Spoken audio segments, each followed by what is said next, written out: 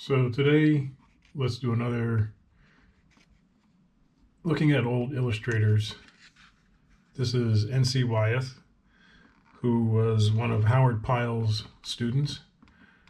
Back in the early 1900s, he was, up until the mid-40s, one of the great American illustrators of magazines and books. And this calendar is from 1995. I bought this when I took a tour of the Brandywine Museum in Pennsylvania. So let's take a look at some of NC's greatest. And this one is a painting of Robin Hood dying. It's called The Passing of Robin Hood. And it's from a book called Robin Hood by Paul Creswick. And great things about NC that you can see right off the composition. 3 figures here, a window here. Robin's holding an arrow like he's going to shoot. He's probably going to lift the bow and arrow up and shoot something. And he's all in white because that's what you do with great figures when they pass. You put them in white. And he's on his deathbed, I guess. This one is from Kidnapped. And it's called The Wreck of the Covenant. And Kidnapped was written by Robert Louis Stevenson, who wrote Treasure Island. Again, just great composition, color. This is from Robinson Crusoe by Daniel Defoe. And you all know the story of Robinson Crusoe. You've probably seen a movie or a cartoon about it. But look at the way he's structured the picture, putting this form of all his worldly belongings at this point. He's on a raft, and his lone figure sticking up here with seagulls flying on this side, and the clouds on the sky above, evoking a sense of loneliness because he's out there by himself.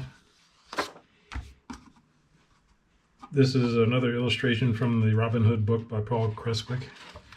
And that's Robin and probably Little John behind him as they take aim and shoot at someone. Look at how great this composition is with the tree and the landscape in the front. There in the middle ground, and the far background is more trees and the sky. This comes down like this, so it takes your eye right down to where they're shooting.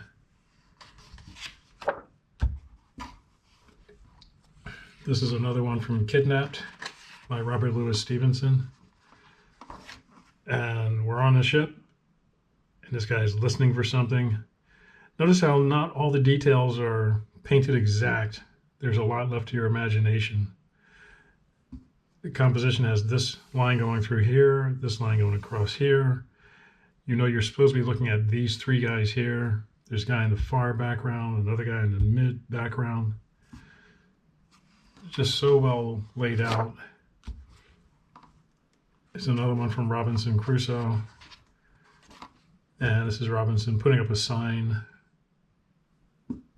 telling about that he was washed up on shore here at this spot. He's got his back to us. He's all alone on this island. This is Rip Van Winkle, the man who slept for 20 years, 40 years. Nobody knew he was gone until he came back and said, "Hey, what's changed here?" And everything is just so different than when he left, than when he fell asleep, I should say. This is another one from Robinson Crusoe. I guess this is when Robinson gets rescued. And you see the 2 guys in the foreground is Robinson and his rescuer. And the guys that have just rowed ashore, and their ship is in the background. And look at the way all this background sky is handled with these clouds.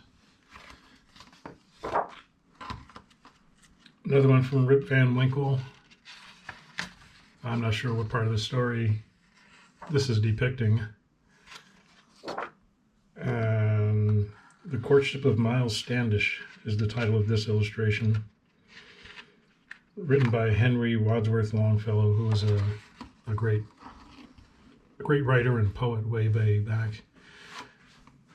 So I guess these guys are standing on the shores of the New World, and they're looking at the tiny ship sailing away. And this is Robin Hood meeting Maid Marian from the Robin Hood book. And notice this triangle here, and it frames what you're supposed to be centering on, which is Robin meeting Maid Marian. The way everything is framed, the colors, the orange contrasting with the light green here, her royal red and blue that she's wearing, and the blue on the carpet here with the seal of the king, no doubt. So that's one calendar I got. And I also have this calendar, which is from 1996, different publisher. And this one is For Even Unto Bethlehem, The Story of Christmas by Henry Van Dyke. And it's Joseph and Mary on the donkey walking through the water, going to Bethlehem. The figures in the foreground here still dwarfed by the magnificence of the clouds in the background. This is called A Song of the South from 1925, and I don't know if that's a famous book or a story that someone wrote in 1925. And again, the framing of the white flowers from the trees here, probably magnolias. A guy playing guitar, and a guy here just relaxing. This is Sir Lancelot and Sir Turquine from the book called The Boy's King Arthur, which is a bunch of stories that Sidney Lanier edited together. And you see the two guys squaring off, I guess. They may or may not be about to get into a fight, and there's a woman in the background, not sure who, and a fallen horse, and a guy sitting here watching the action, and a castle in the way background. Captain George Weymouth on the Georges River. This is called Trending into Maine, is the name of the book by Kenneth Roberts. And look at the way everything is composed here with this boat, which is a triangle here. The guy is standing up in the boat, and these guys sitting here in the foreground. They're all rowing towards this boat here, which is in the background, and the green mountains back here, and the blue sea in the middle ground. Captain Smollett Defies the Mutineers. Illustration for Treasure Island by Robert Louis Stevenson. And you guys know this book, if only through the Disney movie from 20 years ago. So I guess he's about to raise a flag of the Union Jack.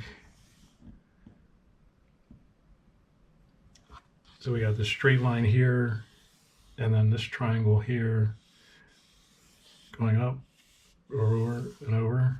That's our center of attention is there. He's looking down, so that brings our attention down to these guys here, who I guess are the mutineers. I'm not sure. I never read that book. I've got it on my wall though. Drums, 1925, from a story by James Boyd. Patriotic for June, for Flag Day. This is called Summer, from a story by George T. Marsh in Scribner's Magazine. It's just a lone Native American with his fishing net, trying to catch some fishes. We see him standing alone, framed by the clouds in the back. This is called Invocation to the Buffalo Herds. See a lone Native American with the guys in the background here watching him, and he may be singing, and then we have the heads of the buffalo down here.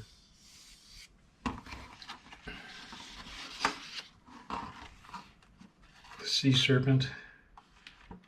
This is from a story called Trending into Maine by Kenneth Roberts. But a really neat looking dragon sea serpent here. Guys on the ship, probably scared to death.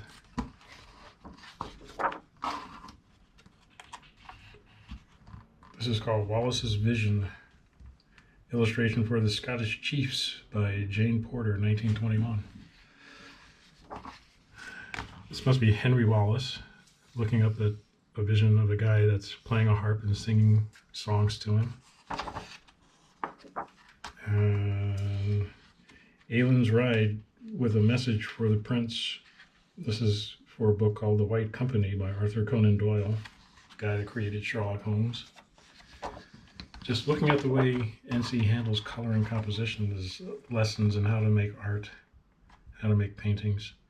Judean Shepherds from Red Cross magazine, or for illustration for Red Cross magazine, 1918. Guys down here, they're looking up. It looks like an airplane up there. So, got their sheep down here, and there's a nice composition here of the guys in the foreground and the immensity of the sky and the clouds in the background. So, study old illustrators and you'll learn so much. Take a look at something other than just cartoons. You'll find a lot that you can use in your animation. So until next time, keep drawing.